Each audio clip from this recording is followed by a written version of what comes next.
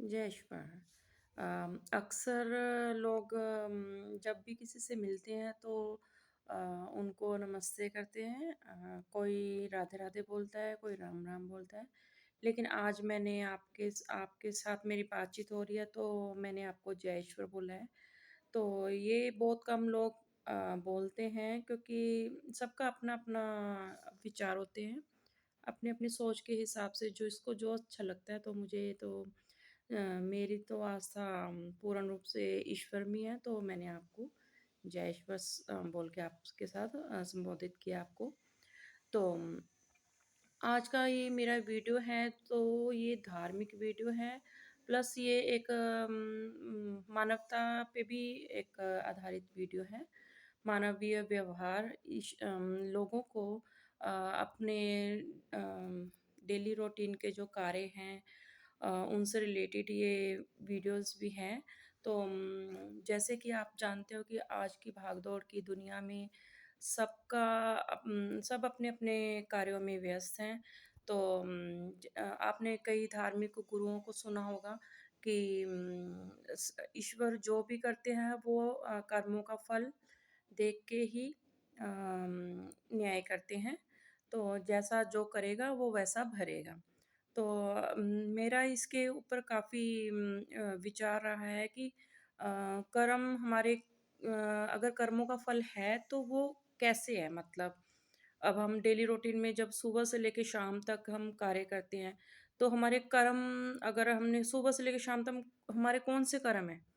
तो उसमें मैं काफ़ी मेरा विचार रहता है सोचने का कि कैसे कर्म, तो उसमें जैसे आपका किसी के प्रति व्यवहार अच्छा है या बुरा है, वो भी निर्भर करता है कि आपके व्यवहार पर, कि आपकी सोच पे, कि आप कैसी सोच किसी के लिए रखते हैं। तो और हमें ऐसे लगता है कि जो हम कर रहे हैं वो हम ही कर रहे हैं, लेकिन ऐसा आम लोगों को ऐसा ही लगता है, पर ये सत्य नहीं है। क्योंकि जो हमारे से जो भी हम करते हैं वो ईश्वर ही करवाते हैं, चाहे वो अच्छा हो या बुरा हो। तो जैसा कि अ, अब लोग तो ये बोल देते हैं कि कुछ लोग ये बोल देते हैं कि अगर सब कुछ ईश्वर ही करते हैं तो क्या बुरा भी ईश्वर ही करते हैं? तो बिल्कुल ईश्वर हमसे अच्छा और बुरा दोनों करवाते हैं, लेकिन हमारी एक अपना विचार रहता है, हमारी एक सोच रहती है, उसको बोलते हैं हम सोच, स्वतंत्र सोच की शक्ति, जो कि ईश्वर ने हमें दे रखी होती है। तो हमें अपने उस शक्ति का प्रयोग करना है और हमें अपने पूरे दिन में जो भी हमारे कार्य हैं उसको पूरी सूझबूझ से करते रहना है। और अपनी पूरा अपना ध्यान जो है अपना, हमारा यही रहना चाहिए कि हमारे से किसी के लिए कुछ बुरा ना हो और ना ही हमारे कोई बुरे कर्म बने। उसके लिए बहुत आसान चीज़ है, कोई ज़्यादा मुश्किल काम भी नहीं है। हमें जब भी हमारे सामने कोई भी आता है तो हमें बस एक एक्टिवनेस रखनी है कि हम इसके साथ अच्छा व्यवहार करें। चाहे भले ही वो हमारा दुश्मन हो, कुछ भी हो, लेकिन आपको अपने कर्म खराब नहीं करने। वो आपको गलत बोल के गया है, वो उसके कर्म है। आपको उसको रिपीट करके वैसे ही आप बोलोगे जैसा वो बोल रहा है, तब तो वो मुकाबला करने वाला काम हो गया, तो आपको उस चक्कर में नहीं पड़ना। क्योंकि हमें आम लोगों को लगता है कि ईश्वर तो कभी दिखते ही नहीं है, तो ईश्वर है ही नहीं। लेकिन ये बिल्कुल सत्य नहीं है, ईश्वर दिखते हैं। तो हमारे एक घर के पास एक अंकल जी हैं, तो हमारा उनके पास काफ़ी आना-जाना रहता है। तो उनको साक्षात ईश्वर, निराकार ईश्वर के दर्शन हुए हुए हैं। तो मेरी रुचि कुछ जानने में ऐसे ही रहती थी कि ईश्वर है भी है या नहीं? बचपन से मेरी थोड़ी-सी इ इसी इसी के ऊपर मेरा रहता था कि अगर ईश्वर हैं, तो वो दिखते क्यों नहीं हैं? तो लेकिन मुझे लगता था, मन को लगता था कि कोई ना कोई शक्ति तो होगी, लेकिन वो असली शक्ति कौन-सी है? तो मैं कई बार मैं भोले शंकर जी को ईश्वर मानती थी, फिर मैंने कृष्ण जी को माना। मतलब मैंने क्या करा एक-एक जो देवता है उनको मैं ईश्वर मानती रही। क्योंकि जब मुझे नहीं नॉलेज थी, एक-एक को मैं फिर सोचती रही कि ये ईश्वर हैं, ये ईश्वर हैं। तो लेकिन मेरे कुछ कार्य ऐसे थे, मेरे खुद के पर्सनल कार्य थे, जो मैं पूरी श्रद्धा से उनके आगे बोलती थी, जैसे वो भोले शंकर जी या किशन जी के। तो वो मैंने काफ़ी लंबे टाइम से उनके पास जाती रही, लेकिन वो मेरे कार्य नहीं बने। तो मुझे लगता रहा कि नहीं शायद ये असली भगवान नहीं है, तो मैं छोड़ देती थी एक-एक करके। क्योंकि मेरा ये नहीं था कि कार्य नहीं हो रहे तब मैंने ईश्वर को मतलब देवी-देवताओं को छोड़ रही हूँ। मुझे एक जानने की इच्छा थी कि जब आम लोगों के काम तो होते हैं, जैसे कोई भोले शंकर पे श्रद्धा लेके जाता है, तो कुछ लोग बोलते हैं कि हमारे भोले शंकर जी पे पूरी श्रद्धा है, हमारे काम बन गए, वो बिल्कुल सत्य है, उनके काम बनते हैं, सच में होते हैं। और कुछ जी बोलते हैं हम कृष्ण जी को मानते हैं, हमारे काम होते हैं, उनके भी होते हैं। तो लेकिन मेरा कुछ ऐसा था कि मैं लेके जाती थी तो मेरे नहीं बनते थे। तो मेरे लिए फिर यही एक खोज का विषय रहा कि मेरे कार्य क्यों नहीं बन रहे जब आम लोगों के बन रहे हैं। तो मेरे साथ कुछ घटनाएँ ऐसी घटित हुई थी मानसिक तौर पे कुछ, तो उनका भी मैं ज़िक्र नहीं करना चाहती। तो उन परेशानियों को लेके मैं परेशान रहती थी, तो मेरे हस्बैंड ने एक दिन ऐसे ही अचानक से मुझे बोल दिया कि हमारे पड़ोस में एक अंकल जी उनको ईश्वर के दर्शन हुए हैं। तो मैंने बोला उनसे पूछा कि कौन से ईश्वर के? क्योंकि उस टाइम तो मैं देवी-देवताओं को ईश्वर मानती थी कि को सब देवी-देवताओं में से कोई एक है जो असली ईश्वर हैं।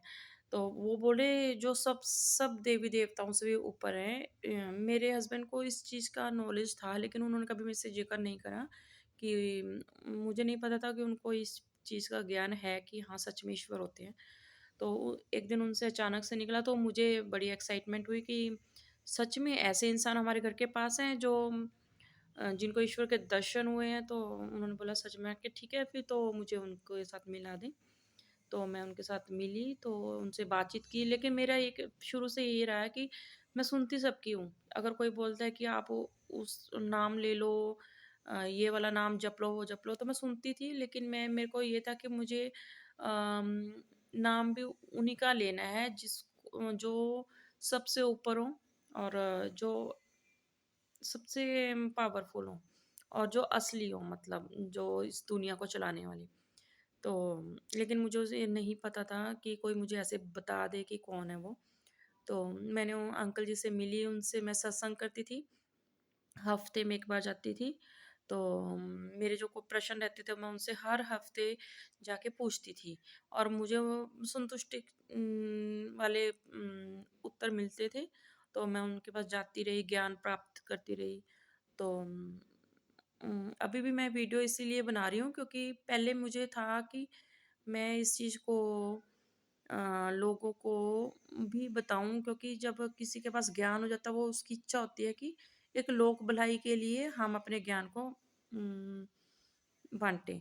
लेकिन मुझे एक डर भी था कि कहीं ये प्रचार वाला काम ना हो जाए कि हाँ, जैसे और धर्मों में होता है कि ये प्रचार और प्रचार का माध्यम बन जाए।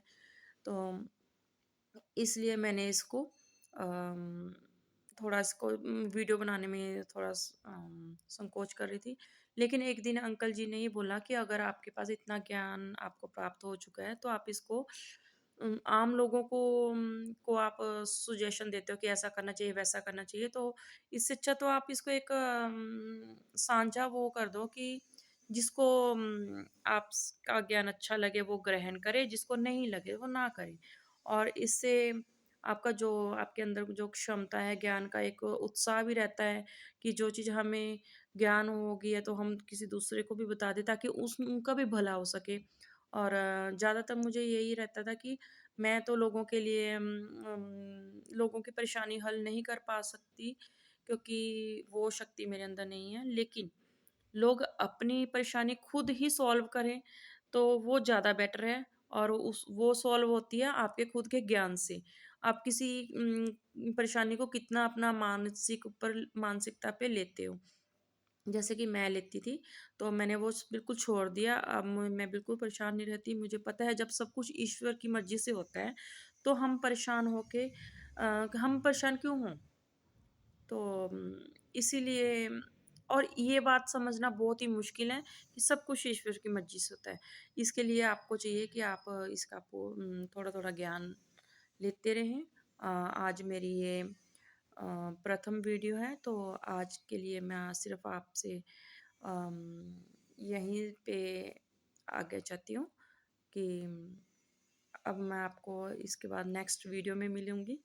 तो मुझे खुशी हुई क्योंकि पहले मैंने एक अम, वीडियो भी बनाई थी, लेकिन वो किसी वजह से मैं नहीं आपके सामने ला पाई। तो फिर मैंने पूरी हिम्मत की कि कोई बात नहीं, अगर मुझे फ़ेस टू फ़ेस बात करके ही अम, ये वीडियो बनानी पड़ रही है तो कोई बात नहीं, क्योंकि मेरी इच्छा थी कि मैं थोड़ा अपने आप को ना शो करूँ।